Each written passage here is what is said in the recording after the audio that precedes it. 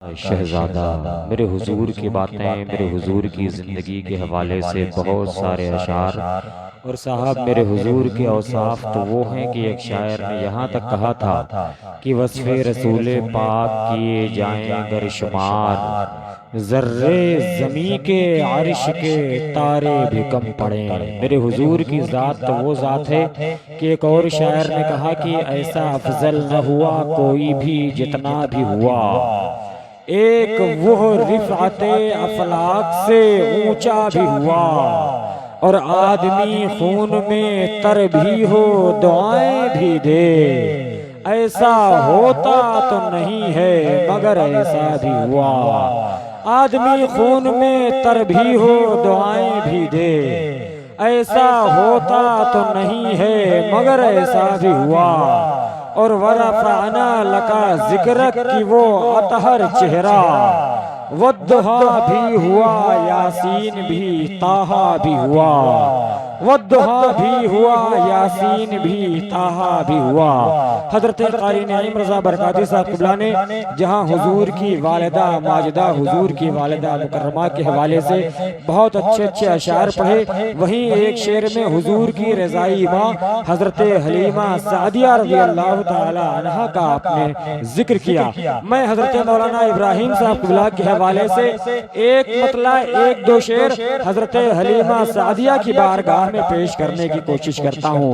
आपने उमूमन कलाम में एक आध शेर सुन लिया होगा, लेकिन मुकम्मल कलाम जहाँ तक मेरा ख्याल है बहुत मुश्किल है कि मिले हज़रत हलीमा सादिया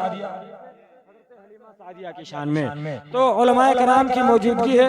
हज़रत हाफिज़ वाजिद अली साहब क़िबला दूर से ही मगर समाअत कर रहे हैं। क़ारी नईम रज़ा बरकाती ही ने कहा था कि दूर करने आपकी गुरबत हलीमा सादिया।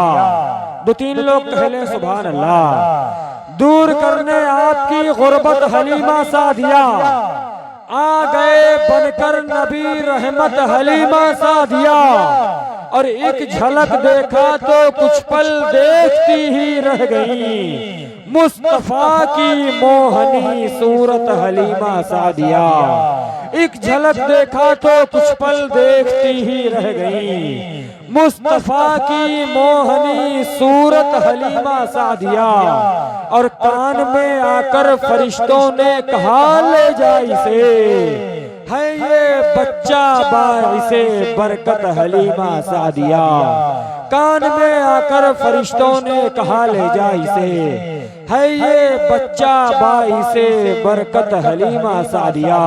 मिंबर शरीफ पर जहाँ अले रसूल की आमद होने वाली है, वहीं मुल्क हिंदुस्तान का एक अजीम खतीब, खतीब आज़म हिंदुस्तान उम्दतुल खुतबा, सानी सुभानी खलीफे ताजे मिल्लत, असीर हुजूर खतीबुल बराहीन हज़रतुल अल्लामा हज़रत अल्लामा मौलाना मोहम्मद वसीम साहब तुल्ला निज़ामी मद्दज़िल्लहुल आली व नूरानी, सरबराह आला दारुल उलूम निज़ामिया गरीब नवाज कूक नगर का और आप इस्तकबाल कर लें और हजरत का मुकम्मल मुफस्सल मुदल्लल बयान और आप समाअत कर लें। नारे तकबीर, नारे रसालत, जश्न ईद मिलादुन नबी, सरकार की आमद, दिलदार की आमद, मक्की की आमद, मदनी की आमद, आमदे मोहसिने इंसानियत, मसलके आला हजरत हजरत अल्लामा वसीम निज़ामी साहब क़िबला, आमदे आले रसूल, मुसलमानाने अहले सुन्नत, उलमाए अहले सुन्नत, नारे तकबीर, नारे रसालत, हैं बड़े एहतराम के आंसू, मुस्तफा के गुलाम के आंसू। और निकले दिन रात आसियों के लिए, अंबिया के इमाम के आंसू। अल्हम्दुलिल्लाह, अल्हम्दुलिल्लाहि रब्बिल आलमीन, अस्सलातु वस्सलामु अला सय्यदिल मुरसलीन व अला आलिहि त्तय्यिबीन अत्ताहिरीन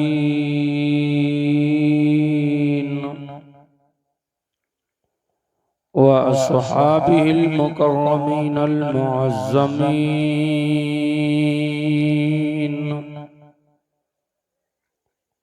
वब्निल गौसिल आज़मिल जीलानी अजमईन। अम्मा बाद फ़अऊज़ु बिल्लाहि मिनश शैतानिर रजीम। बिस्मिल्लाहिर रहमानिर रहीम।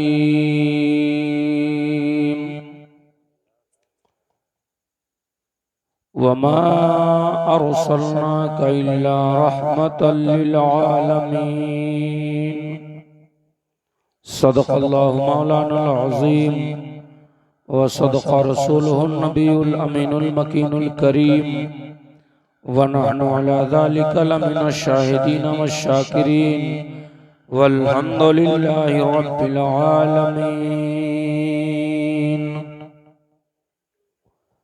मिंबर पाक पर जलवा फरोज बावक़ार उलमाए अहले सुन्नत काबिल कद्र सामईन हजरात, आइए सबसे पहले हम और आप मिलकर अपने और सारी कायनात के मरकज़े अक़ीदत हुजूर महबूब परवरदिगार, दोनों आलम के मालिको मुख्तार, नबियों के ताजदार, मुस्तफ़ा जान रहमत, शमए बज़्म हिदायत, नौबहार शफ़ाअत, मालिक जन्नत, काबे के बद्रुद्दुजा, तौबा के शम्सुद्दुहा, शाफ़ए रोज़े जज़ा, दाफ़ए जुमला बला, मंबए जूदो सखा, जनाबे अहमद मुज्तबा हुजूर मोहम्मद मुस्तफ़ा सल्लल्लाहु ताला अलैहि वसल्लम की बारगाह में झूम कर दरूद शरीफ पढ़ें।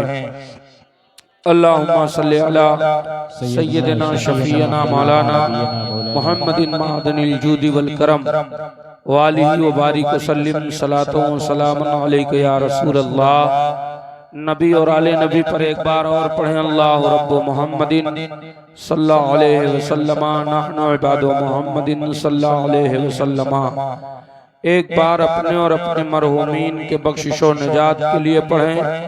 अल्लाहुम्मा सल्लि अला सय्यिदना शफ़ीअना मौलाना मुहम्मदिन मादनिल जूदि वल करम व आलिहि व सहबिहि व बारिक वसल्लिम सलातो व सलामुन अलैका या रसूल अल्लाह सल्लल्लाहु ताला अलैहि वसल्लम। निसार तेरी चहल पहल पर हजारों ईदें रबीउल अव्वल। निसार तेरी चहल पहल पर हजारों ईदें रबीउल अव्वल। सिवाय इब्लीस के जहां में सभी तो खुशियां मना रहे हैं। सिवाय इब्लीस के जहां में सभी तो खुशियां मना रहे हैं। इमाम इश्क व मोहब्बत ने ये जहन दिया कि हश्र तक डालेंगे हम पैदाइशे मौला की धूम। हश्र तक डालेंगे हम पैदाइशे मौला की धूम। मिस्ले फारस नजद के किले गिराते जाएंगे। मिस्ले फारस नजद के किले गिराते जाएंगे और खाक हो जाएं अदू जलकर मगर हम तो रजा। खाक हो जाएं अदू जलकर मगर हम तो रजा। दम में जब तक दम है जिक्र उनका सुनाते जाएंगे। दम में जब तक दम है जिक्र उनका सुनाते जाएंगे। और वो जो ना थे तो कुछ न था, वो जो ना हो तो कुछ न हो। वो जो ना थे तो कुछ न था, वो जो ना हो तो कुछ न हो। जान है वो जहान की, जान है तो जहान है। जान है वो जहान की, जान है तो जहान है। हजरत मोहतरम, आज की मुबारक शब, मुबारक तारीख, आप हजरात ने इस तारीख में जश्न आमद रसूल सल्लल्लाहु ताला अलैहि वसल्लम के प्रोग्राम का इनेकाद किया। उलमाए अहले सुन्नत शोराए किराम को आप हजरात ने मदऊ किया। हर वो आलिम दीन आपके यहाँ हाजिर आए जिनको आपने दावत पेश की थी। साथ ही साथ बहुत खुशी की बात यहाँ आने के बाद मालूम हुआ कि हम और आपके दरमियान आज पैकर इखलास व मोहब्बत शहंशाह खिताबत औलाद रसूल बागे ज़हरा के महकते फूल अल्लामा अशाह आकाई मौलाई आसिफ मियाँ साहब क़िबला दामत बरकातुहुल क़ुदसिया तशरीफ़ फरमा हैं। थोड़ी ही देर में हजरत की आमद होगी। आप हजरत के चेहरे की ज़ियारत फरमाएंगे और अपनी आखिरत दुनिया व आखिरत को संवारेंगे। हजरत के लिए मैं हाजिर आ गया। ये महफिल पाक है, आमद रसूल के जश्न के नाम से आपने महफिल पाक सजाई है और होना भी यही चाहिए, क्योंकि रसूल करीम सल्लल्लाहु ताला अलैहि वसल्लम की मुक़द्दस ज़ात वो ज़ात है कि अगर आका की विलादत ना होती, सरकार की मीलाद ना होती, तो कायनात में किसी चीज़ का वजूद ना होता, कायनात पैदा ना की जाती। जैसा कि आप हज़रात उलमाए अहले सुन्नत से ये सुनते रहते हैं कि मुस्तफ़ा जान रहमत सल्लल्लाहु अलैहि वसल्लम की अगर आमद ना होती तो आपको ये दुनिया, ये चीज़ें, कायनात का ज़र्रा ज़र्रा अल्लाह ताला इसे पैदा ना करता और ना ये वजूद में आते। ये तो कहिए नबी कौनैन सल्लल्लाहु ताला अलैहि वसल्लम के सदक़े में अल्लाह ताला ने इस कायनात को बनाया और उस पर अल्लाह का ये एहसान हम पर है। करोड़ों एहसान में सबसे बड़ा एहसान ये है कि अल्लाह ने हम में अपने महबूब को जलवागर फरमाया। हमारे दरमियान अल्लाह ताला ने अपने महबूब को मबऊद फरमाया, क्योंकि आप जानते हैं कि 18,000 आलम है और 18,000 आलम का खालिक अल्लाह ताला है और अल्लाह रब्बुल इज्जत अपने महबूब सल्लल्लाहु अलैहि वसल्लम को इन 18,000 आलम का मालिक बनाया हुआ है, नबी और रसूल बनाकर भेजा है। वो हर आलम के रहमत हैं, किसी आलम में रह जाते, ये उनकी मेहरबानी की ये आलम पसंद आया, ये उनकी मेहरबानी की ये आलम पसंद आया। हजरात मेरे आका अलैहिस्सलातु तस्लीम इस दुनिया में तशरीफ लाए, वो दौर अगर आपके सामने रखने की कोशिश की जाए तो वक्त दरकार है। रसूल करीम सल्लल्लाहु ताला अलैहि वसल्लम के आमद से पहले इस जहान का जो आलम था, दुनिया का जो दस्तूर बन गया था, दुनिया की जो हालत हो गई थी, उसमें आप गिनाते जाइए कौन सी ऐसी बुराई थी, कौन सा ऐसा मामला था जो इन इंसान के दरमियान ना पाया जाता था। चोरी, डकैती, पैमानी और शिर्क व कुफ्र के बादल, जुल्म और सितम का माहौल हर चार जानिब था। आप हजरात खड़े हो जाए ना। नारे तकबीर, नारे रिसालत, जश्न ईद मिलादुन नबी, आमदे आले रसूल, हुजूर ताजुल मशाइख, हुजूर सैयदी आसिफ मियां साहब क़िबला, नारे तकबीर, नारे रिसालत। हाँ, दुरूद पाक पढ़िए। अल्लाहुम्मा सल्ली अला सय्यदना शफीना मौलाना मुहम्मदिन मादनिल जूदी वल करम व आलिहि व बारिक वसल्लिम सलातो सलामन दाइमन अलैका या रसूल अल्लाह सल्लल्लाहु ताला अलैहि वसल्लम। सल्लल्लाहु अलैहि वसल्लम इस दुनिया में तशरीफ लाए, उससे पहले जुल्म और सितम के वो पहाड़ तोड़े जाते थे, कुफ्र और शिर्क का वो माहौल था कि हर तरफ से जमीन कराह रही थी। अल्लाह का नाम लेने वाला कोई बाकी ना था अलावा हजरत अब्दुल मुत्तलिब और चंद अशखास के कि उस वक्त दीन इब्राहिमी पर यही लोग बाकी थे। बाकी हर कोई ना कोई शिर्क व कुफ्र में मुब्तला हुआ घूम रहा था। गुम था। आलम यह था कि अलग अलग कबीले का एक खुदा हो गया था, अलग अलग कबीले के एक एक खुदा और माबूद लोग बना करके और उसके बाद में उसकी इबादत किया करते थे। मैं किताबों को मुताला कर रहा था, उसमें मैंने पढ़ा कि लोग हलवा का बुत बना लिया करते, हलवा पहले तैयार करते और उसके बाद उसका अपना खुदा उसको बनाते और उसके बाद अपने झोले में, अपने जेब में, अपने साथ सफरो हजर में रखते और जब कहत साली का माहौल होता या भूख ज्यादा लगती तो उस हलवे को खा लेते, यानी जिसे माबूद बनाए हुए होते, जिसे खुदा कह रहे होते, उसी को खा लेते। ये अकीदा लोगों का बना हुआ था, ये दस्तूर लोगों का बना हुआ था। एक अजीब माहौल था, एक अजीबो गरीब दस्तूर लोगों में पाए जा रहे थे। अल्लाह अकबर प्यारे, ऐसे माहौल में जहां कुफ्र शिरक के माहौल करम थे, जहां पर जुल्म और सितम के माहौल पाए जाते थे, वहीं पर औरतों के साथ बड़ी ज्यादतियां की जाती थी। तारीखों में लिखा है, किताबों में मौजूद है कि आलम यह था कि औरतों के साथ ऐसा सलूक होता था जैसे जानवर जानवरों के साथ सलूक करता है। इनका कोई वकार न था, इनकी आबरू की कोई हैसियत न मानी जाती थी, इनको अय्याशी का जरिया समझा जाता था।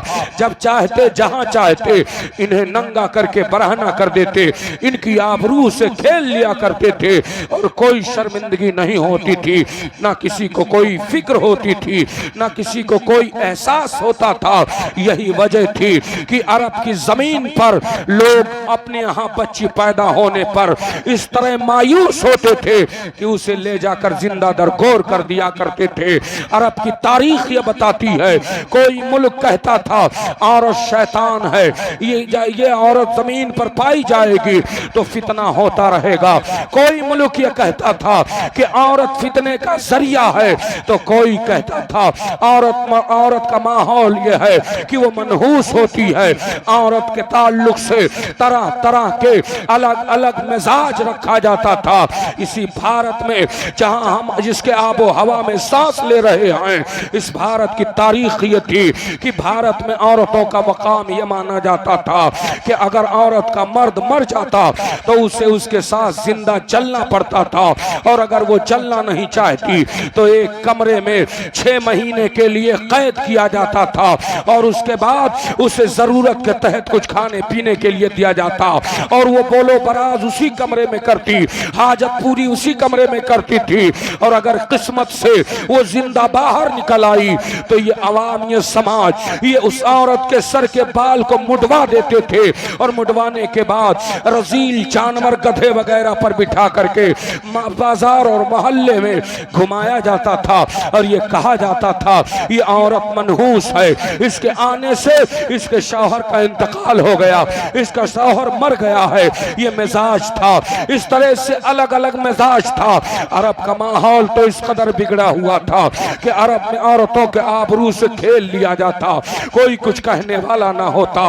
मैंने तारीख का मुताला किया है, एक ऐसी भी हकायत वाकया मैंने पढ़ा, तारीख में एक ऐसा वाकया मेरी नजर से गुजरा कि आहें जब बुलंद हुई अल्लाह रब्बुल इज्जत की बारगाह में, लोग अपने तौर से जब अपने निजात का जरिया तलाशने लगे और इल्तिजाएं करने लगे, दुआएं करने लगे, तो अल्लाह ने किस कदर करम फरमाया।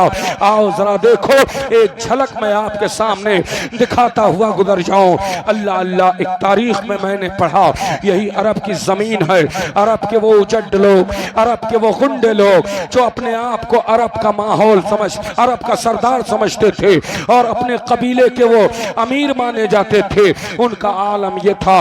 एक तारीख में ये मैंने पढ़ा कि एक औरत थी जिसके पास 2 बच्चे थे, उसका शौहर मर चुका था। वो औरत अपनी जिंदगी बड़ी अच्छी से गुजारना चाहती थी, मगर उसके सामने जरिए माश कुछ ना था, कमाने खाने के लिए कुछ ना कुछ होना चाहिए, बच्चों को जिंदा रखने के लिए उन्हें खाने पीने की जरूरत है।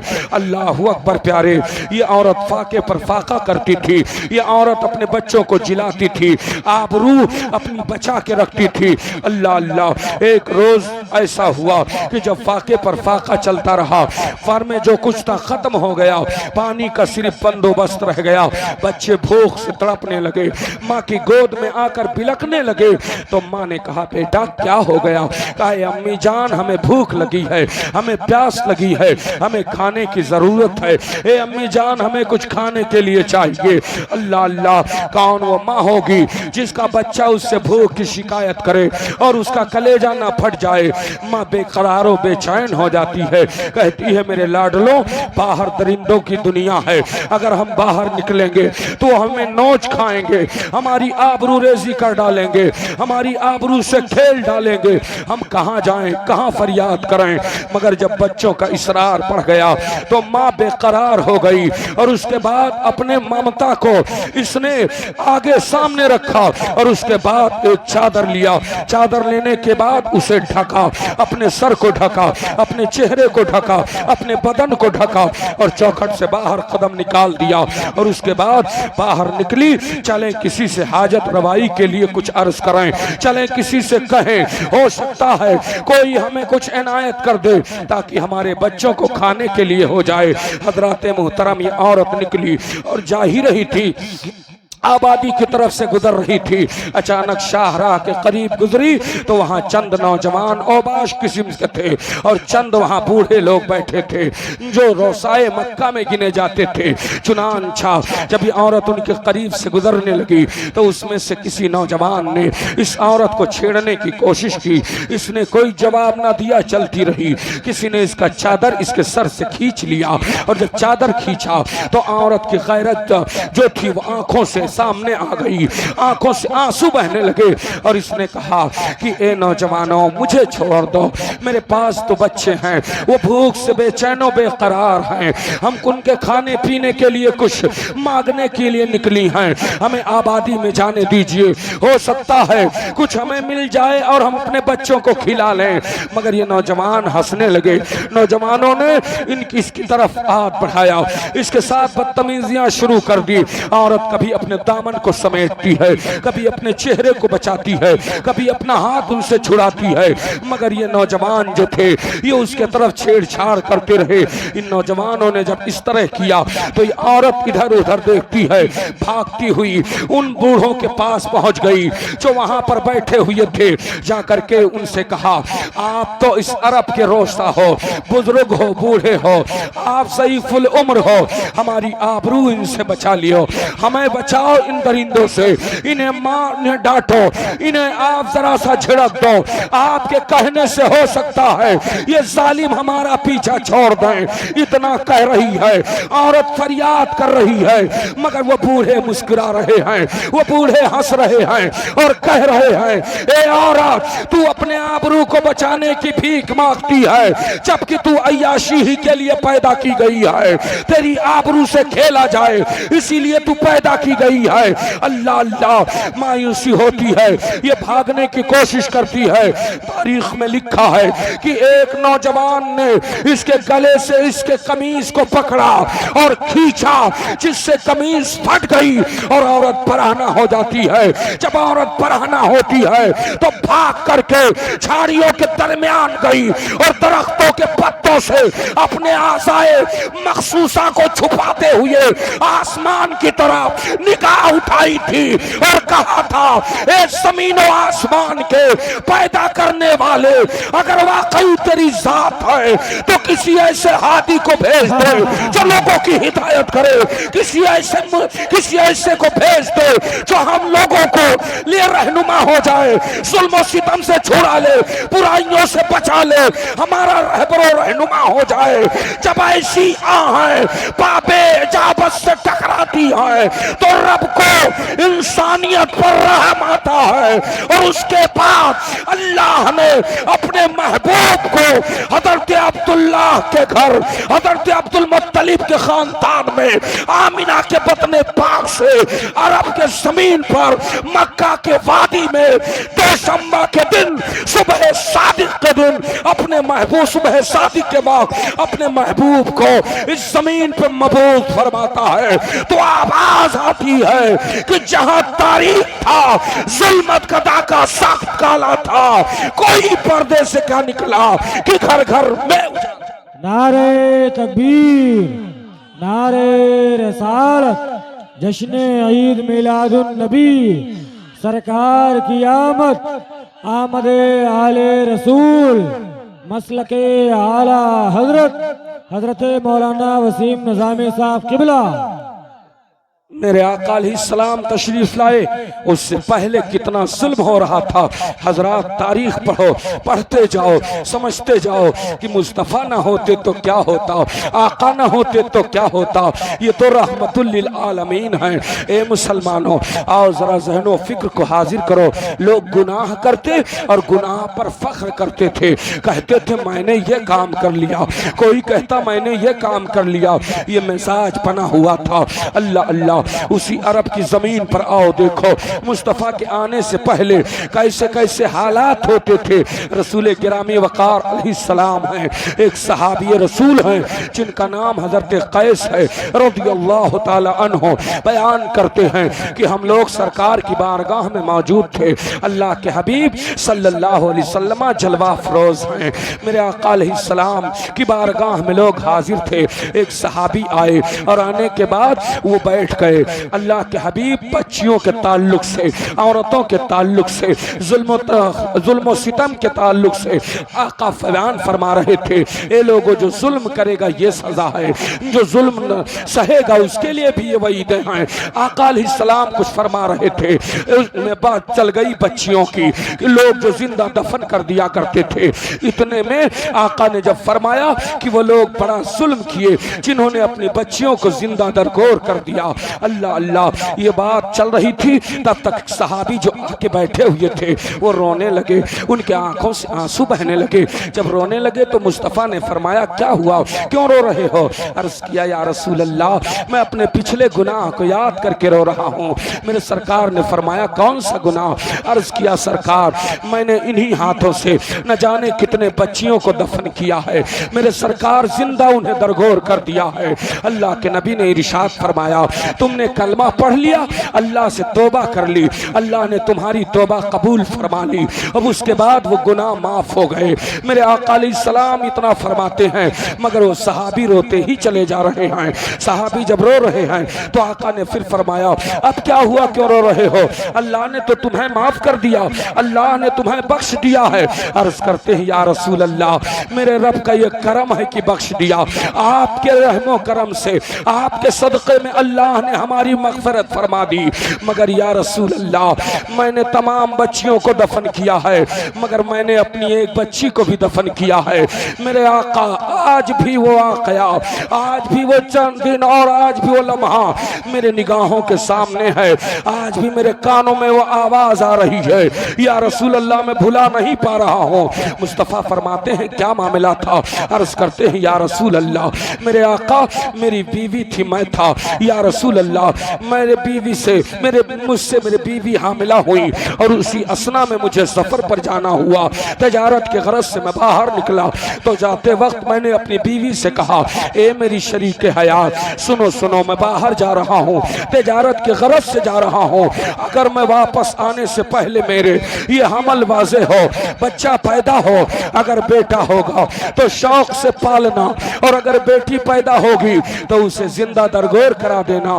बीवी ने कहा कौन करेगा? कहा मैंने मोहल्ले में बहुत लोगों पर एहसान किया है उनकी बच्चियों को दफन करने के लिए, तो वो हमारी एक बच्ची नहीं दफन कर सकते हैं, लिहाजा उनसे कह देना। ये कह करके चले गए। वो कहते हैं या हबीब अल्लाह, मैं काफी दिनों के बाद जब लौटा, लौटने के बाद जब घर आया, मेरे सरकार में घर के अंदर दाखिल हुआ, मेरी बीवी ने मुझे पानी पेश किया। मैंने कहा ये बताओ तुम्हारे हमल का क्या हुआ था? बीवी ने कहा ए मेरे शौहर, पहले पानी पियो, आप सफर से आए हो, अभी आपको हालात से आगाह करती हूँ। कहा नहीं, पहले बताओ कि उससे क्या पैदा हुआ था, उससे क्या पैदा हुआ दुनिया में। अल्लाह अल्लाह, वो कहती हैं कि मेरे शौहर ने जब वो कहते हैं कि मैंने जब बीवी से बार बार ये कहा तो उसने कहा ए मेरे शौहर आप घबराए नहीं, बेटी पैदा हुई थी, उसे मैंने निगाहों से ओझल कर दिया, यानी मैंने उसे दफना दिया है। मैं समझा और पानी को अपने मुंह से लगाया। जैसे एक घूंट अंदर पानी का गया, तब तक हमारे घर के एक कमरे से एक नन्ही सी बच्ची अपने कदमों से दौड़ती हुई आ रही थी। या रसूल अल्लाह, बड़ी हसीन जमील बच्ची थी, खूबसूरत बच्ची थी। नन्ही कदमों से आई और मेरी बीवी के दामन से लिपट गई। मेरी बीवी ने अपने गोद में सिमटा लिया। वो अम्मी कह रही थी। मेरी बीवी ने अपनी बेटी की तरफ तवज्जो ना दिया। या रसूल अल्लाह, जब उसने अपने बच्ची को अपने गोद में देखा, मुझसे छुपा रही थी, उसने मेरी तरफ मुल्तजी निगाह डाली। उसकी आंखें बरस रही थी और वो मुझसे मिलते हुए समाजत कर रही थी। ए मेरे शौहर, मुझे कत्ल कर दो, मेरी बच्ची को ना मारना। ए मेरे शौहर, मुझे घर से निकाल दो, ये गवारा है, मगर मेरी लाडली को ना मारना। देखो सूरत कितनी भोली है, देखो ये कितनी प्यारी है, ये तुम्हारी बच्ची है, ये तुम्हें पापा कहेगी, अब्बा हुजूर कहेगी, हमें अम्मी कहती है। जरा देखो तो सही, इसे आप छोड़ दो, इसे ना मारो। मेरी ममता ने गवारा ना किया था कि मैं इसे जिंदा दफनाऊं। मैंने खूने जिगर पिला पिला कर इसे इतना बड़ा कर लिया है। अब आप मुझे चाहो तो तलाक दे दो, मैं इसे लेकर चली जाऊंगी, मगर मेरी लाडली को मुझसे जुदा ना करना। वो कहते हैं या रसूल अल्लाह, मेरी बीवी मुझसे अपने बच्ची की जिंदगी की भीख मांग रही थी, मगर मैं उस वक्त मेरे ज़हनो फिक्र पर मुझ पर गुस्सा सवार हो गया था कि बरादरी में हमारी नाक कट गई, बरादरी में हम क्या मुंह दिखाएंगे, लोग हमें क्या कहेंगे कि दूसरों के बच्चियों को दफन करता है, अपनी बच्ची को जिंदगी देता है।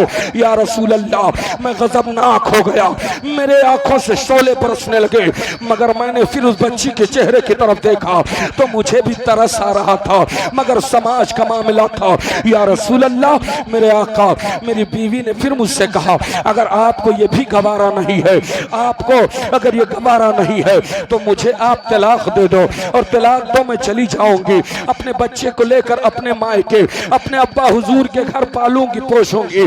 अल्लाह अल्लाह, इतना सुनना था। वो कहते हैं या रसूल अल्लाह, मैं अपनी बीवी से बड़ी मोहब्बत करता था, इसलिए उसे छोड़ना नहीं चाहता था। मेरी बीवी ने कहा, एक रास्ता और है, अगर आप चाहो तो मेरी बच्ची को ले जाकर मेरे बहन के यहाँ छोड़ दो, मेरी बहन के यहाँ ये पलेगी, आपकी बिरादरी में आपकी नाक न कटेगी, आपका सर बुलंद भी रह जाएगा। वो कहते हैं या रसूल अल्लाह, ये तजवीज मेरे समझ में आ गई, और मैंने कहा अच्छा ठीक है, जल्दी से बच्ची को सवार तैयार करो, इसको संवार दो, नए लिबास पहनाओ, हम लेकर के जा रहे हैं। वो कहते हैं मेरी बीवी खुश हो गई, मेरे हाथों को बोसा दिया, और उसके बाद बच्ची को घर के अंदर ले गई, और ले जाने के बाद मेरे आका उसे अच्छे लिबास पहना दिया, उसको सजा दिया, लाकर मेरी बारगाह में पेश किया, मेरे कदमों में डाल दिया।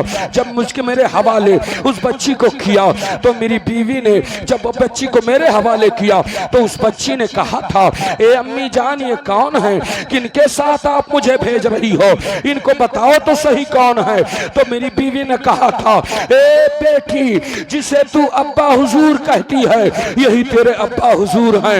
ए बेटी, ये तेरे अब्बा हैं, ये बाहर से आ गए हैं, अब तू इनके गोद में चली गई है, दुनिया की कोई चीज तुझे नुकसान न पहुंचा पाएगी।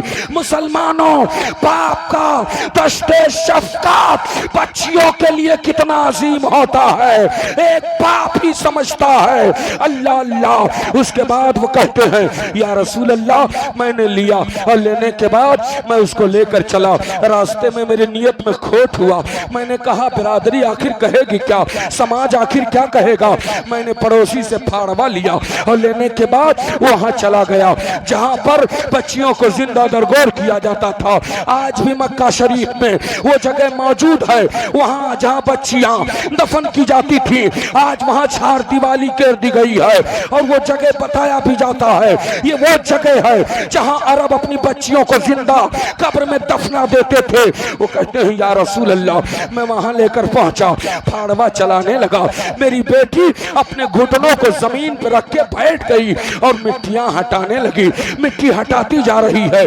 मेरी बेटी को मैं देखता रहा, खोदता रहा, जब गड्ढा तैयार हो गया, या रसूल अल्लाह, मैंने अपनी बेटी को उठाया, गोद में लिया, जिसे वो अमान समझती थी, मगर मैंने उस गड्ढे में डाल दिया, और जब गड्ढे में डाला तो मेरी बेटी ने मेरी तरफ निगाह उठाई और कहा, अम्मी तो कहती थी कि आप मेरे अब्बा हुजूर हो, लेकिन ये क्या कर रहे हो?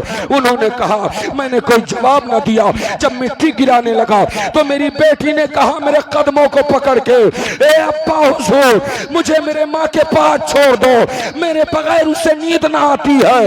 ए अब्बा हुजूर, मेरी माँ बेचैनी में गुजरेगी, उसकी जिंदगी तबाह हो जाएगी, आप मुझसे उससे जुदा ना करो, आप मुझे मेरी माँ से अलग ना करो।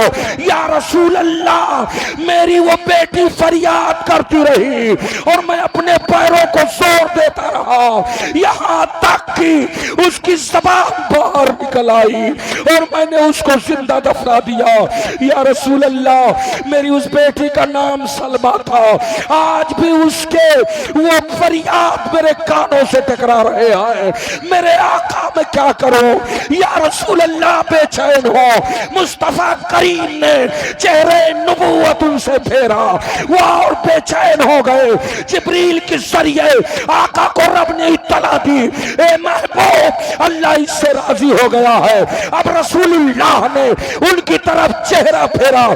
जब आका अलैहिस्सलाम ने उनकी तरफ मुस्कुरा कर चेहरा फेरा तो साहबी समझ गए कि नबी जब मुस्कुरा दे तो समझ लो कि अल्लाह भी राजी हो गया, रसूल भी राजी हो गए।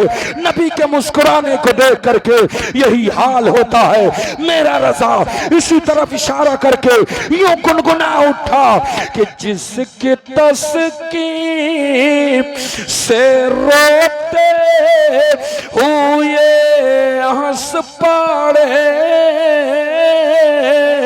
उस तबासुम आदत पे लाखों सलाम, लाखों सलाम।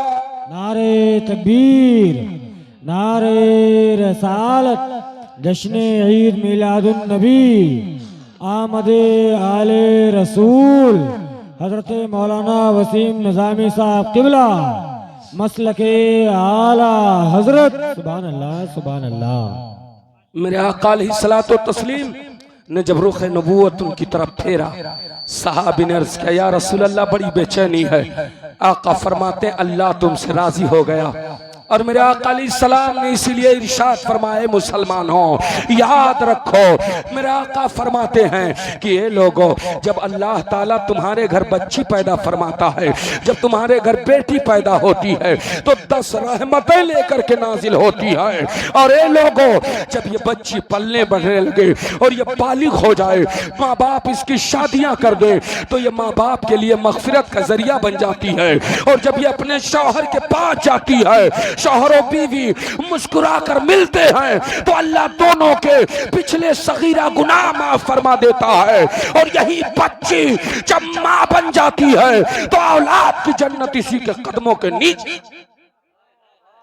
तमाम दुनिया के अदियान को लाओ और लाने के बाद इस्लाम की सच्चाई को सामने रखो। बहुत लोग रटलताते हैं कि औरतों को हमने इज्जत दे दी, औरतों को हमने वकार दे दिया। कसम खुदा की, मुस्तफा ने जितना वकार औरतों को दिया है किसी दीन में, किसी मज़हब में किसी ने नहीं। लेकिन आज हालात इस तरह बिगड़े हुए हैं। मुस्तफा जाने रहमत सल्लल्लाहु अलैहि वसल्लम ने क्या फरमाया हदीस पाक में कि जिसके पास बच्चियां हों और उस बच्ची को, हजरत आयशा की रिवायत, मेरे आका ने फरमाया जिसके पास 3 बच्चियां हों और वो तीनों को पाल पोष कर, अच्छी तरबियत करके, तालीम दिलाकर तीनों की शादी कर दे, निकाह कर दे, अल्लाह ताला उसे जन्नत अता फरमाएगा। तब तक एक साहबी खड़े हुए, अर्ज किया, या रसूल अल्लाह, जिसके पास 2 बेटियां हों, मुस्तफा फरमाते हैं कि वो दोनों बेटियों की अच्छी तालीम और तरबियत करे, पाले पोसे, बालिग हो जाएं तो उनकी शादी कर दे, वो भी जन्नत में दाखिल होगा। तब तक एक सहाबी और खड़े हो गए, अर्ज किया फ़िदाका भी उम्मी या रसूल अल्लाह, मेरे आका जिसके पास एक लड़की हो एक बेटी हो वो कैसे सवाब हासिल करे।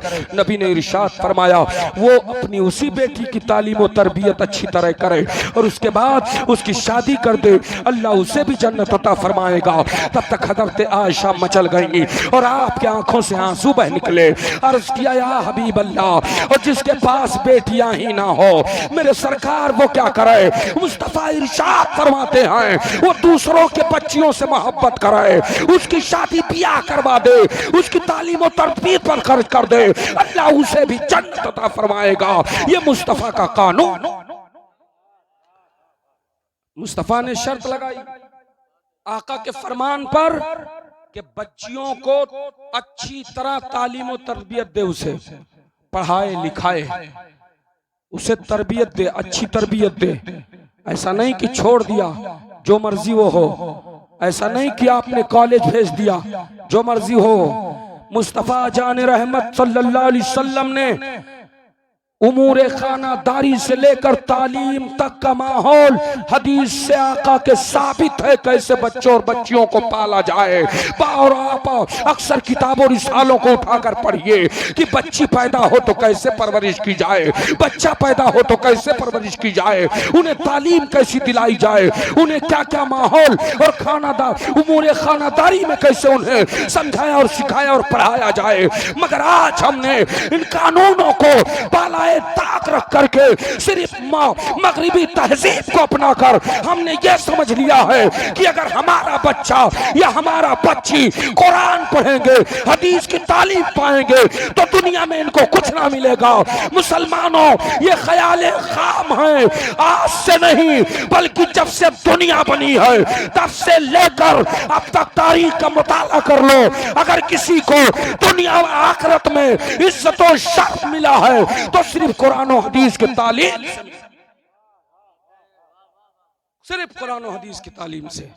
ऐसा नहीं है, मगर आज उसको इतना हल्का बना दिया है हमारे कौम के लोगों ने कि जिसका कोई जवाब नहीं है।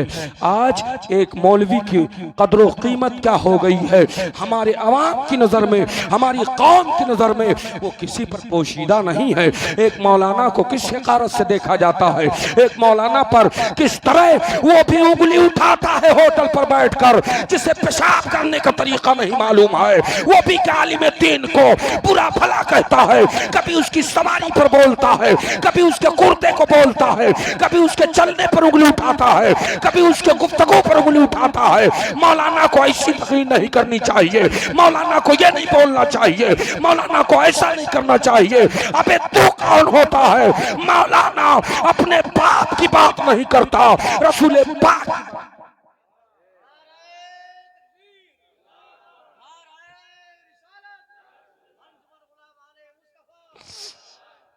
इसलिए मुसलमानों बहुत जरूरी है। हुजूर सैयद साहब क़िबला जलवा अफरोज हैं, हजरत की मौजूदगी में अर्ज कर दूं कि जिस कौम ने अपने पेशवा को गुलाम समझा है वो कौम दुनिया से तबाह बर्बाद कर दी गई है, निस्तो नाबूद कर दी गई है। न समझोगे तो मिट जाओगे। ऐ हिंदी मुसलमानों, तुम्हारी दास्तां तक भी ना होगी दास्तानों में। आप उठाओ तारीख को, अगर पता चलेगा, मुताला करोगे तो ये आपको मालूम होगा कि जो कौमें थी वो कौमें हमारे मुस्लिम की कुरूने औला की, उनका दस्तूर यही था कि एक उनका कायद होता था, वो कहता चलो तो चलते थे, वो कहता रुको तो रुकते थे, वो कहता झुको तो झुकते थे, इसीलिए वो कामयाब थे। आज अगर आपका कायद, आपका इमाम कहे कि रुक जाओ तो कहोगे मौलवी कहा हम मानेंगे, हम इसका कमाई खाते हैं, हम अपना भंगार में झूठ बोलकर कमाते हैं, हम बेईमानी करके इतना मालदार हो गए तो इसकी बात क्यों मानने जाए। सिर्फ यही वजह है कि जो बेईमानी के और बेईमानी के हराम कमाई लाकर खुद खाते हो, अपने बच्चों को खिलाते हो, इसीलिए हक पसंद नहीं। इसलिए मुसलमानों हक पसंद करो। कौम को देखो, मोहम्मद बिन कासिम, तारीख का वर्क आपके सामने मैं उलट दूं, मोहम्मद बिन कासिम मोहम्मद बिन कासिम जब आए भारत की जमीन पर, क्यों आए थे जानते हो? इसकी भी तारीख है कि अरब से कुछ लोग तिजारत करने आए थे, अरब से कुछ लोग तिजारत करने भारत आए थे। राजा ताहिर की हुकूमत थी। राजा ताहिर ने साहिल पर बंदरगाह पर उन काफिलों को लुटवा दिया अपने फौजियों से, और जब लुटवा दिया औरतों को कैदी बना दिया और मर्दों को कैदी बना दिया, कई लोगों को कत्ल करवा दिया। अल्लाह अल्लाह, अरब का एक बूढ़ा शख्स उनमें से निकला रिहा हुआ। जब जाने लगा तो जेल से एक 6-7 साल की बच्ची रो रही थी। उसने देखा, बुलाया, कहा तुम अरब के हो? कहा हाँ, मुझे रिहाई मिल गई है। उस बच्ची ने रोते हुए कहा था कि जा करके हज्जाज बिन यूसुफ से कह देना कि वो तो चैन की नींद सो रहा है, यहाँ उसके कौम की बेटियां कैद कर ली गई हैं, उनका कोई गुनाह नहीं है, उन्हें बिला वजह सताया जा रहा है और बैद नहीं है कि हमारी आबरू भी लुट जाए, इसलिए उससे इल्तिजा कर देना, हाथ जोड़ती हूँ, कह देना हमारी मदद को चला आए। बूढ़ा शख्स रोता हुआ चला गया और जब बड़े दरबार में हज्जाज इब्ने यूसुफ से उस ज़ईफ आदमी ने यह बात कही थी, तो हज्जाज इब्ने यूसुफ की तारीख अलग है, उस पर बहस नहीं करना चाहता, मगर ये उठकर खड़ा हो गया था और कहा था मेरे लिए उस वक्त आराम हराम है जब तक मैं अपने उस कौम की बेटी की आबरू बचा। और उसके बाद 3 सिपह सालार को देकर भेजा, मगर तीनों नाकाम हुए। आखिर में अपने भतीजे मोहम्मद बिन कासिम को उसने 2000 या 12000 की फौज दी और कहा जाओ, उस वक्त लौटना जब फतेह हो जाएगी, जब बच्चियों को, कौम की बेटियों को इंसाफ दिला देना। अल्लाह अल्लाह, मोहम्मद बिन कासिम जब चले थे तो 60 साल के तजर्बाकार नहीं थे। नौजवानों जरा गौर फरमाओ, आज अपने 18 साल के नौजवान को खड़ा करो और पूछो इस्तिंजा कौने हाथ से करना चाहिए, किस उंगली से करना चाहिए? कहेगा हमको क्यों पूछते हो? मौलाना साहब से जाके पूछो, हमसे ये पूछो कै बल्ला मारोगे तब कै बिटे गिरेगी, कितना गेट फेंकोगे तब कौन आउट हो जाएगा?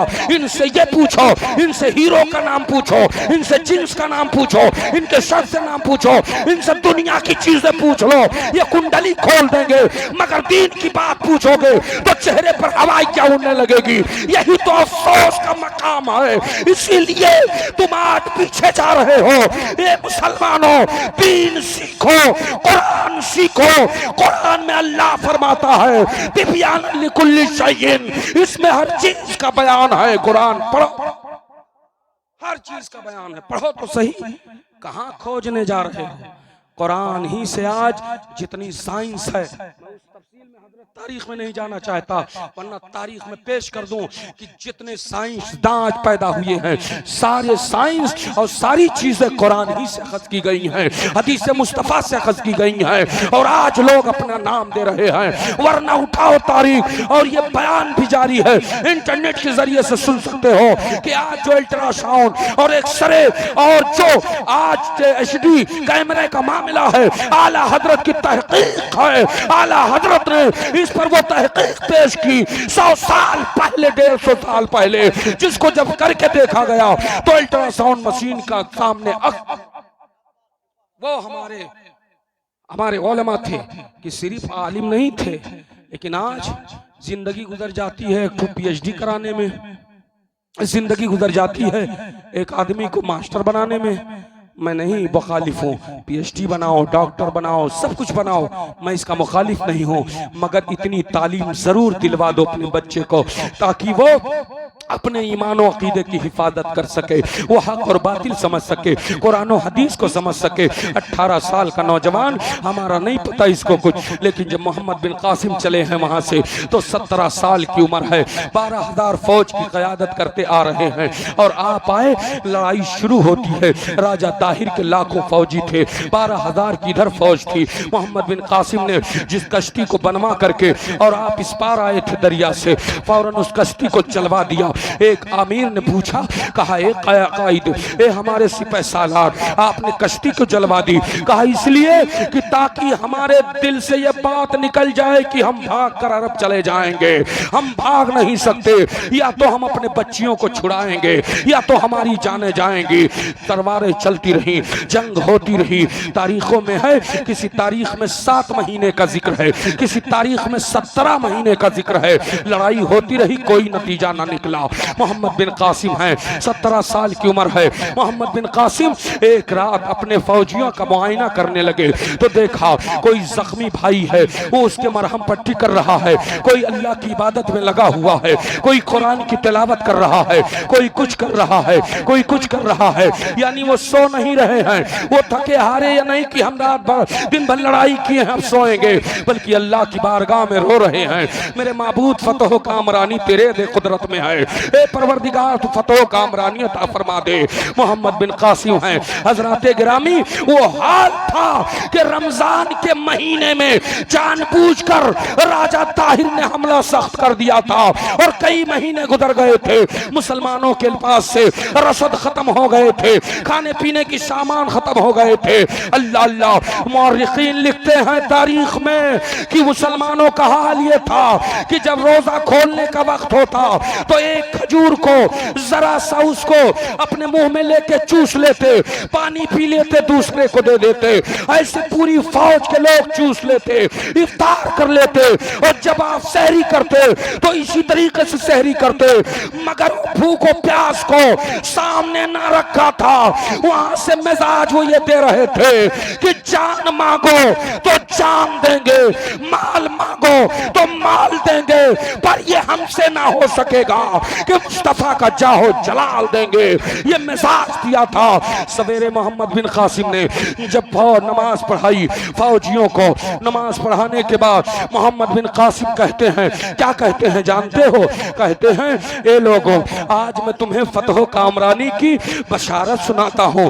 आज अल्लाह तुम्हें फतह दे देगा, आज अल्लाह तुम्हें कामयाब कर देगा। लोगों ने कहा था, ए मोहम्मद बिन कासिम, अल्लाह ताला कैसे कामयाब कर देगा?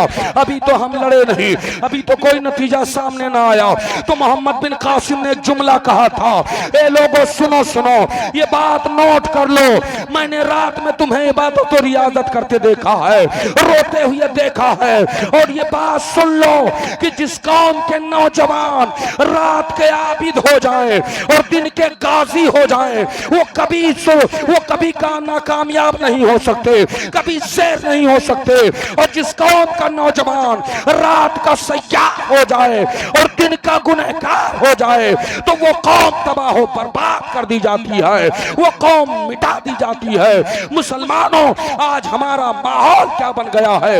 रात रात भर मोबाइल पर हम चैटिंग करते हैं, व्हाट्सएप पर हम चैटिंग करते हैं, फेसबुक पर चैटिंग करते हैं, रात रात भर हम उसी मोबाइल में लगे रहते हैं, न जाने कैसे कैसे इंस्टाग्राम पर गंदी फिल्में बनाते हैं। मुसलमान बच्चे और बच्चियां, आज रातों में अय्याशियों के सिवा क्या है तुम्हारे पास? और दिन में घूम फिर कर चाय पीना, गुटखे खाना, इसके अलावा क्या है? अजान हो रही है, तुम्हें कोई परवाह नहीं है, नमाज हो रही है, तुम्हें कोई परवाह नहीं है, जमात हो रही है, तुम्हें कोई परवाह नहीं है। तुम्हारा तो मिजाज बन गया है, तुम्हें तो ये मुज्दा मिल गया है, तुम्हें तो ये बशारत जैसे मिल गई हो कि कुछ ना करो जन्नती हो। याद रखो, आले रसूल की मौजूदगी में अर्ज कर दो कि सुन लो सुन लो सुन लो सुन लो, ईमान तुम्हारा सड़कों पर, मगर अमाल की भी दुनिया है, अमल की भी जरूरत है। ईमान की खेती पर जब तक अमल के पौधे ना उगाओगे कामयाब नहीं हो पाओगे।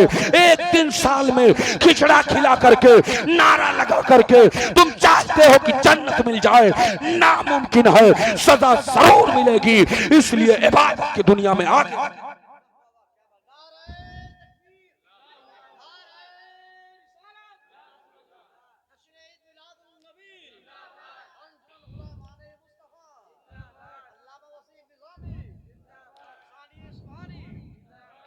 नमाज की पाबंदी हम पर जरूरी है। जानते हो, ये उलमा बैठे हैं, इनसे पूछिए, नमाज खौफ भी है। नमाज खौफ की तारीफ इनसे पूछिए क्या है। नमाज खौफ मुख्तसर यूं समझिए कि अगर दुश्मन सामने सफारस्ता हो, तलवार लिए खड़ा हो और आप भी सामने हो, और उसी वक्त में जब हमले हो जाएं, दोनों तरफ से तलवार चलने लगे हक व बातिल में, और उसी वक्त अगर जोहर का वक्त हो जाए, अजान हो जाए, तो उसे कहते हैं नमाज खौफ। हुक्म यह है कि चंद लोग उनका दिफा करें और चंद लोग यानी 100 लोग हैं तो 50 लोग उनसे लड़ें, 50 लोग इधर आकर जमात के साथ नमाज खौफ पढ़ लें, और उसके बाद वो जब पढ़ के जाएं तो ये उनका दिफा करें, और वो 50 लोग आकर जमात के साथ नमाज पढ़ाएं। और अगर सवारी पर हैं, उतर नहीं सकते हैं, तो उसी सवारी पर नमाज खौफ पढ़ाएं। किसी सूरत में नमाज माफ नहीं है। यही पैगाम तो शहजादे रसूल ने करबला की जमीन पर दिया था कि जब आप आखिर वक्त में घोड़े से नीचे आए थे तो सर सजदे में रखा था, और रखने के बाद कहा था, दुनिया वालों, मेरे गुलामों, तुम्हारी गुलामी जब कबूल होगी जब मेरी सुन्नत पर अदा करोगे। और वो सुन्नत क्या थी? चौतरफा तलवार साया था, आपकी गर्दन पर उठे हुए थे, मगर हुसैन पे खौफ होकर नमाज खौफ के लिए सर को सजदे में कर दिया था। बड़े अच्छे अंदाज में गुनगुना उठे कि वो आका हुसैन रज़ी अल्लाह ताला अन्हु का सजदा कितना मुबारक सजदा है कि जिसने देखो के साए में सजदे किए,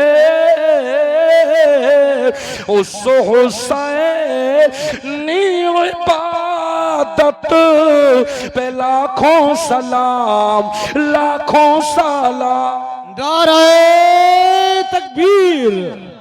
लगता है जैसे आप लोग खाना नहीं खाए, जोर से बोलिए जरा, अभी रात 12 बजे। नारे रिसालत, जश्न मिलादुन नबी, हुसैन आजम, सीरते हुसैन, अंजुमन गुलामाने मुस्तफा, अल्लामा निजामी सानी सुभानी साहब को मिला। मेरे दोस्तों, नमाज पढ़ो, नमाज बहुत जरूरी है। अच्छा, आप लोग बैठे हो, इतने लोग, सैयद साहब किबला बैठे हैं, इनकी मौजूदगी में वो लोग ईमानदारी से हाथ उठा दें जो बराबर जुमे की नमाज पढ़ते हैं, बराबर जो पढ़ते हैं, जो छोड़ते नहीं जुमे की नमाज, जुमे की नमाज। अच्छा माशाल्लाह, कुछ लोग बेचारे नहीं उठाते, बताया ना। वहां में गया भी, नेपाल के करीब गया था प्रोग्राम पर, वहां जब मैं स्टेज पर जाने लगा, लोग लेके चलने लगे, मैंने देखा कि कम से कम 8-10 डेग बिरयानी नालियों के करीब पड़ी थी। देखा, मैंने पूछा तो इमाम साहब ने कहा, हजरत यहाँ के नौजवान किसी को सुनते उनते नहीं हैं, मेरा ख्याल है कि 15 लाख रुपया खर्च किए हैं। और ये देखे तो हमने कहीं फेंक क्यों दिया? कहीं ऐसे उलट दिया डेग को, नहीं जब कब हुआ तो उलट दिया, फेंक दिया, क्या करें। हजरात, मैंने वहाँ लोगों से 15-20 मिनट इसी पर गुफ्तगू की कि इसे इश्क़ रसूल नहीं कहते, सुन्नते रसूल ये है कि दस्तरखान पे पड़ा हुआ चावल उठा के खा लो। सुन्नत रसूल ये है, ये नहीं है कि फेंको, डेग डेग फेंको। हम नबी के गुलाम हैं, हम नबी के आशिक हैं, इसे आशिक कहते हो? एक तरफ आशिक बनो, दूसरी तरफ अपने महबूब के अदाओं को पीछे छोड़ो। यही इसी तरह आशिक हो, यही इश्क का नाम है?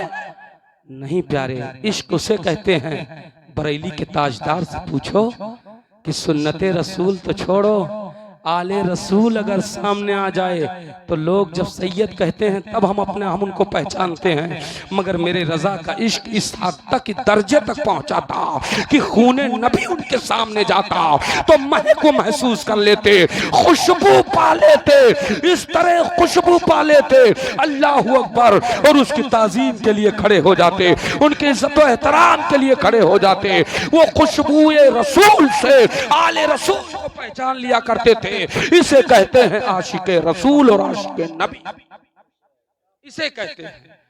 इसलिए मेरे दोस्तों, अच्छा, नबी ने इरशाद फरमाया, कुर्रतु ऐनी फिस सलात, नमाज मेरी आंखों की क्या है, जानते हो ना। अच्छा, तो नबी कौनैन की आंखों को ठंडक पहुंचा रहे हो कि नहीं पहुंचा रहे हो? पढ़ा तो 5 वक्त की नमाज, जन्नत जन्नत जन्नत। ईमान ठीक है, मैं कहता हूँ, यहाँ भी आप जैसे मान लीजिए कि आप सच्चे हैं लेकिन आपसे कोई खता हो गई, पकड़ के ले गए दरोगा जी, चालान हो गया, जेल चले गए। रिहा तो हुए जरूर, लेकिन सजा भुगतने के बाद वो जो हदीस में आया है कि जन्नती जन्नत में चले गए, जहन्नमी जहन्नम में चले गए। तो कुछ लोग होंगे कि 6000 बरस तक, 1000 बरस तक या अल्लाह कह के पुकारेंगे, और 1000 गुजर जाएगा, 1000 बरस, फिर 1000 बरस तक ये रटेंगे, या रहमान या रहीम, या रहमान या रहमान, फिर 1000 बरस तक या रहीम या रहीम। इस तरह अल्लाह की 6 सिफाती नाम को वो 6000 बरस तक रटते रहेंगे। वो कौन लोग होंगे? वही लोग होंगे जो आज कहते हैं कि हम सिर्फ बिरयानी खिला के ईमान से जुड़े और गुनाह करते रहे। 6000 बरस जहन्नम में जलेंगे, और जलने के बाद जब उनकी सजा पूरी हो जाएगी, तब एक दिन अचानक उनकी जबान से निकलेगा, वाह मोहम्मदा, वाह मोहम्मदा। अब अल्लाह करम फरमाएगा और कहेगा, जिब्रील जन्नत जहन्नम का जरा मुआयना करो। ये जाएंगे तो लोग जिब्रील को देखेंगे, मचल जाएंगे, भागेंगे कि ये शायद हमारे आका आ गए। वो कहेंगे, हम आका के खादिम हैं, कहो। कहेंगे, जाओ मुस्तफा से कह दो, हम दुनिया में उन्हीं पर ईमान रखते थे, उन्हीं का इश्क के चिराग अपने सीने में जलाते थे, मगर गुनहगार थे, नमाज नहीं पढ़ते थे, रोजे नहीं रख पाए थे, हमने खताएं की थी, हम सजा भुगत रहे हैं। नबी से कह दो हमें बचा लें। जिब्रील जाएंगे, और जब जिब्रील जाकर मुस्तफा को बताएंगे तो आका आएंगे, दस्ते पाक से उनको बाहर निकालेंगे जो ईमान से गए होंगे मगर गुनाहों के सबब जहन्नम में चले गए होंगे। उनको ला करके फिर आका शफाअत फरमा के जन्नत में दाखिल करेंगे। इसलिए ए मुसलमानों, ईमान से अगर बंदा गया तो जरूर जरूर उसकी जन्नत में जाएगा, मगर सजा भुगतने के बाद तब जाएगा। तो क्यों अपने जिस्म को जहन्नम से जलाओगे? कमा हक़्क़हू इबादत में दिन गुजारो, कमा हक़्क़हू अल्लाह रसूल के फरमान पर जिंदगी गुजारो, ताकि जब आप कोशिशें करते रहोगे तो अल्लाह रब्बुल इज्जत अपने बंदे पर इतना करीम है, इतना करीम है, इतना करीम है। ये ना समझो कि हमें अल्लाह पता नहीं माफ करेगा कि नहीं। नहीं नहीं प्यारे, हाल ये है कि एक बेटा चाहे जितना नालायक हो जाए, माँ को गालियां भी दे दिया हो, माँ को मार भी दिया हो, लेकिन अगर वो लौट कर आए और अपने माँ के दामन में अपना सर रख कर रोने लगे, अम्मी अपने दामन में छुपा लो, मुझे माफ कर दो, तो माँ पिछले चीजों को भूल जाएगी, गालियां भूल जाएंगी, सख्तियां भूल जाएगी, और अपने बच्चे को अपने दामने करम में ले लेगी। एक माँ की ममता ये है, और किताबों में है अल्लाह ताला अपने बंदों पर 70 माओं से ज्यादा मेहरबान। इसलिए नाउम्मीद ना हो, तौबा करो, अल्लाह की बारगाह में क्या करो? तौबा करो और नमाज पढ़ो। अच्छा, मेरे पीरो मुर्शिद अलैहि रहमा फरमाते थे कि दुनिया बड़ी अजीब है। जब बैठे रहते, लोग बैठे रहते, तो हजरत यही फरमाते कि दुनिया बड़ी अजीब है, दुनिया बड़ी अजीब है। लोग कहते, हुजूर क्या? कहते, देखो, अगर आदमी को नौकरी करनी है और उसे सवेरे 5 बजे निकलना है, तो नौकरी में वो ये नहीं सोचता है कि मेरी नींद पूरी हुई कि नहीं हुई। 5 बजे उठ जाएगा, नहाएगा, कपड़े पहनेगा, टाइम से चला जाएगा। अगर किसी को ट्रेन पकड़नी है 4 बजे, तो वो रोज पकड़ेगा, नहाएगा, चला जाएगा, लेकिन उसको एहसास नहीं होगा कि इतने सवेरे क्यों उठूं। मगर अल्लाह की इबादत के लिए उठते हुए उसे कितना बुरा लगता है, उसे कितना गिरा महसूस होता है। दुनिया बड़ी अजीब है, दुनिया बड़ी अजीब है। अपने जिंदगी के कामों के लिए, उस रोजी के लिए, उस अमाल के लिए जिसको अल्लाह ने उसके तकदीर में लिख दिया है, और हाल ये है कि उसे उतनी रोजी मिलेगी जितना अल्लाह ने उसके तकदीर में लिखा हुआ है, वो कहीं नहीं जाने वाली है। क्या ही बेहतर होता कि नमाज़े फज्र पढ़ता, रब को राजी करके जाता, तो उस रोजी में बरकत हो जाती। क्या ही बेहतर होता कि जोहर की नमाज पढ़ता, तो अल्लाह उम्र में बरकतें देता। क्या ही बेहतर होती कि वो बंदा असर की नमाज पढ़ता, तो उसकी औलाद ना फरमान ना होती। क्या ही बेहतर होता कि वो मगरिब की नमाज पढ़ता, तो अल्लाह उसके चेहरे की रौनक बढ़ा देता। क्या ही बेहतर होता कि ईशा की नमाज पढ़ के सोता, तो अल्लाह उसे पुरकैफ नींद अता फरमाता, और उसी नींद से अगर उसका इंतकाल हो जाता, तो अल्लाह उसे जन्नतुल फिरदौस अता फरमाता। का। मुसलमानों, बिस्तर पर जाते हुए अल्लाह उसके रसूल के नाम के साथ जाओ, बावजूद सोया करो। मगर इतनी फुर्सत कहां तुम्हें?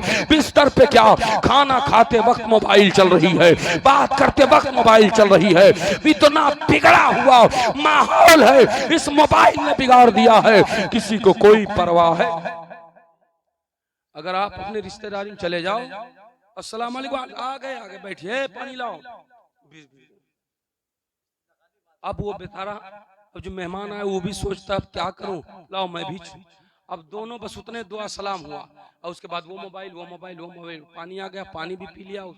अच्छा चलने का वक्त हुआ, अच्छा तो चलो, हाँ अच्छा ठीक है, खैर खैरियत नहीं मालूम हो पाती है। ये हाल है मोबाइल का।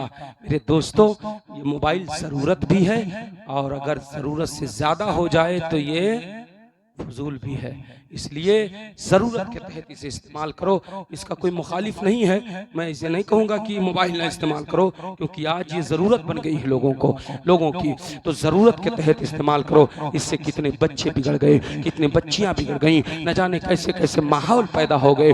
मेरे दोस्तों, बड़ी लंबी चौड़ी गुफ्तगू होती जा रही है। मेरे अर्ज करने का मकसद सिर्फ इतना है कि एक बन जाओ, नेक बन जाओ और अपने मुस्तफ़ा के सच्चे दीवाने बन जाओ। चेहरे पर दाढ़ी रखो, नमाज की पाबंदी करो। है कोई इस मजमे में आशिक रसूल, नबी का सच्चा आशिक, जो आज सैयद साहब किबला के सामने इंशाअल्लाह वादा करे कि वो 5 वक्त की नमाज पढ़ना शुरू? है कोई नौजवान इसमें या कोई इंसान? माशाअल्लाह, वादा करो कि नमाज पढ़ेंगे इंशाअल्लाह। हाँ पढ़िए, डरते नहीं हजरत। अभी मैं कह दूं ना कि इसमें है कोई नौजवान जो एक खिचड़ा बनवाएगा, फौरन खड़े हो जाएंगे। नमाज फर्ज है, खिचड़ा बनवाना मुस्तहब है। हाँ, बाज लोग सूद पे ला करके खिचड़ा बनवा देते हैं, माज़अल्लाह। ये मसाइल शरइया हैं, इन उलमा से जुड़े रहोगे तब, इनसे जब पूछोगे तब ये अच्छी बात बताएंगे। अब अपने वाली बताओगे तो वहां मैंने बताई उन लोगों, कमेटी वालों को जब सामने लिया तो लोग आ गए। अब वो लोग सोचने गए तो मौलाना साहब हम ही बरस रहे हैं। मैंने उनको समझाया, बताया, डांटा भी प्यार से भी। तो उनमें से जो वो हजरत था कमेटी का नौजवान, जो वो खड़ा हुआ, उसने कहा हजरत आप जो कहें, हमने कहा बहुत सारी सूरतें हैं, ये डेक जो फेंकवाए हो ये पैसा फजूल चला गया, गुनाह भी पाओगे।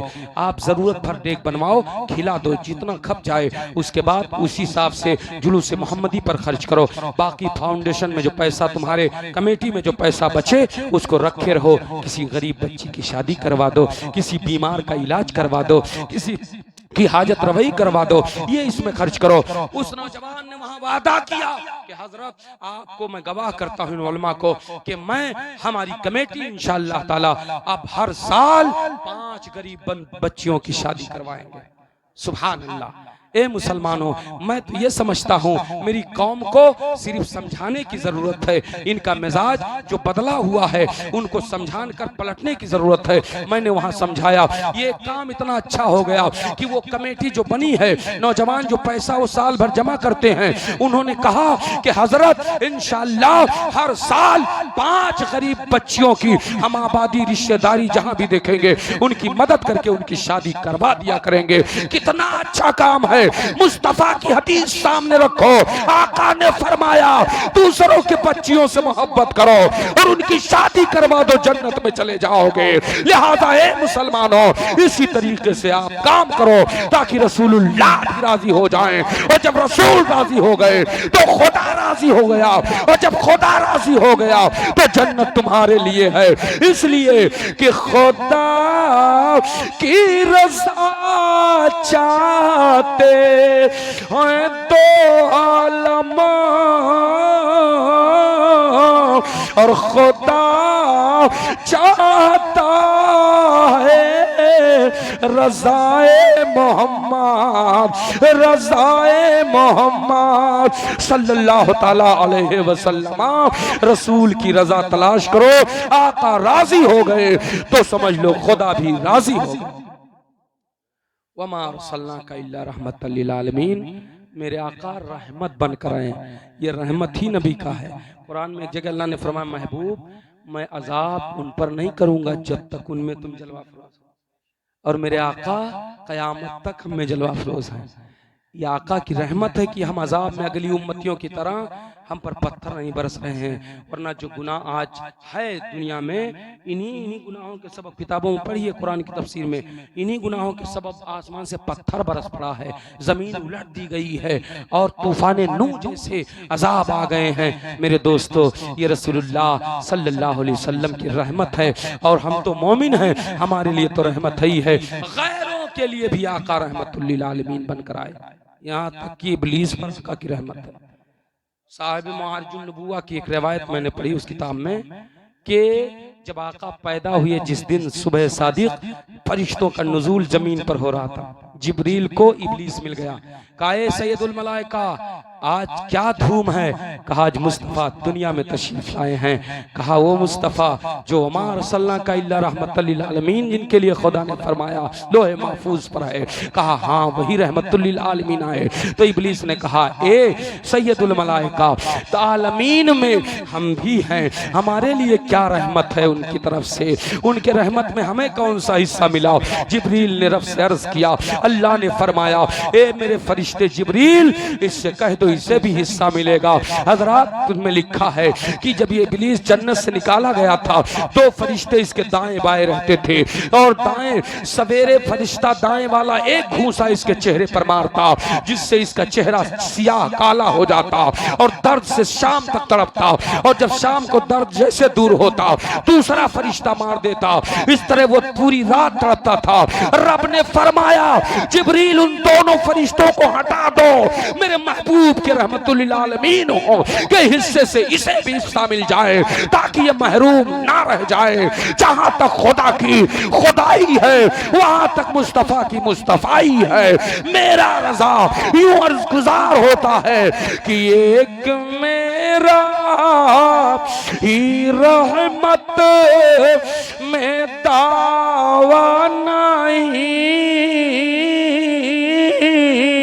और शाह की सारी उम्मत पे लाखों सलाम लाखों सलाम। सारी उम्मत से मुराद यहाँ आला हजरत ने उम्मत इजाबत ली है, उम्मत आमा मुराद नहीं लिया है, क्योंकि सलाम सिर्फ मोमिनीन पर पढ़ना जायज है, भेजना जायज है। कुफ्र शिरक के लिए सलाम ना जायज व हराम, और अगर जायज समझ कर करेगा तो कुफ्र हो जाएगा। इसलिए उम्मत इजाबत मुराद है। मेरे आका अलैहि सलाम कायनात के लिए रहमत बनकर आए, इसलिए अपना मिजाज ये रखो कि दुनिया में हो तो नबी के लिए हो, आखिरत में उठो तो नबी के लिए उठो।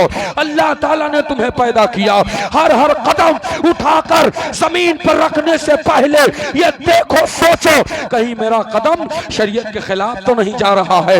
लिहाजा मुसलमानों जब इस तरह मुहतात हो जाओगे तो इंशाअल्लाह जब जन्नत वाला तुमसे राजी हो जाएगा तो जन्नत तो तुम्हारी हो ही जाएगी। पहले जन्नत वाले को राजी करो, और मेरा मुस्तफा जब राजी होगा कि आप आशिक होने का दावे के साथ साथ आप नबी के सुन्नतों पर भी अमल करते रहो, नमाज की पाबंदियां करते रहो, इसलिए कि आशिक रसूलों की फहरिस्त देखो, सहाबा से लेकर ताबईन को देखो, अइम्मा को देखो, बुजुर्गान दीन को देखो, गौसे आजम को देखो, गरीब नवाज को देखो, मसूद गाजी को देखो, हजरत मखदूम के चौचा को देखो, मखदूम अवध को देखो, मखदूम माहमी को देखो, मखदूम बिलहरी को देखो, आला हजरत को देखो, हुजूर हुज्जतुल इस्लाम को देखो, मुफ्ती आजम को देखो, ताज शरिया को देखो, हुजूर सैफुल औलिया को देखो, मकीनुल औलिया को देखो। तमाम बुजुर्गों की जिंदगी सामने रख लो, वल्लाह इनकी नमाज कभी कदा ना हुई है, इन्होंने कभी शरीयत के खिलाफ कदम ना उठाया है, इसीलिए तो दुनिया इनके घर की भिखारी बनी हुई है।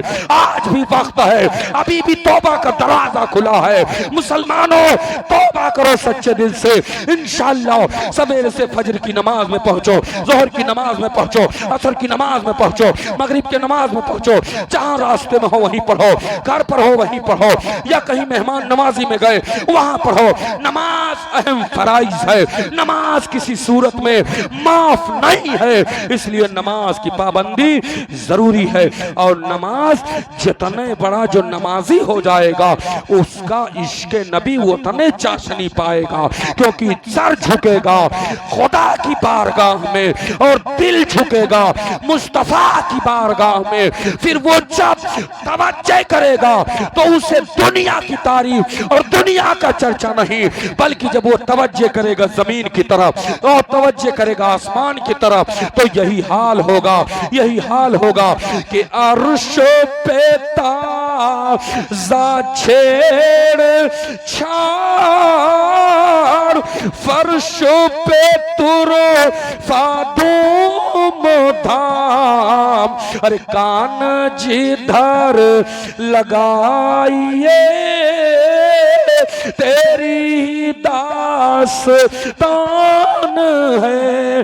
हर तरफ मुस्तफा का जिक्र से सुनाता हुआ दिखेगा, ये सच्चे आशिक की पहचान है। लिहाजा मुसलमानों, रहमतुल लिल आलमीन तो आका ही हैं, सरकार को राजी करो। कुर्रतु ऐनी फिस्सलात, आका अलैहिस्सलाम फरमाते हैं नमाज मेरी आंखों की ठंडक है। आका फरमाते हैं कि अस्सलातु मिफ्ताहुल जन्ना, नमाज जन्नत की चाबी है, इसलिए चाबी पहले तैयार करो।